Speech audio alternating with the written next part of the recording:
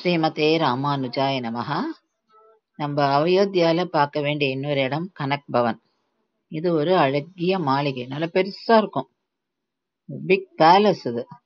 இது சீதா பிராட்டி கல்யாணம் ஆகி அயோத்தியாவுக்கு வந்தப்போ கைகேயி இத கிஃப்டா சீதைக்கு கொடுக்கறா. இங்கதான் சீதையும் ராமரும் வாழ்ந்ததா நம்பப்படுறது.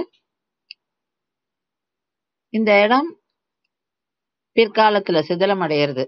அதனால குஷாவும் ஸ்ரீ கிருஷ்ணரும் இத புதுப்பிச்சு அழகா இத மெயின்டைன் பண்ணிட்டு வந்திருந்தா.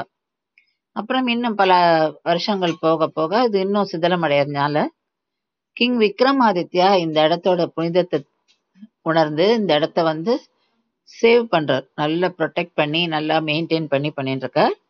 அதனால்தான் நம்மளால இன்னைக்கு இந்த இடம் இன்னைக்கும் பார்க்க முடியறது. இது இப்போ ஒரு கோவிலா இருக்கு. இங்க ராமருக்கும் சீதைக்கும் சன்னதி உண்டு. உள்ள 2 பேரோட விக்கிரகங்களும் சேவிக்கிறோம். இது குப்தர்கட்ல இருக்கு. சரையோட கரை ஓரம் அழகான மாளிகை இது. அதாவது இப்ப இத கோவில் அப்படின்னு சொல்லிதான் சொல்றா.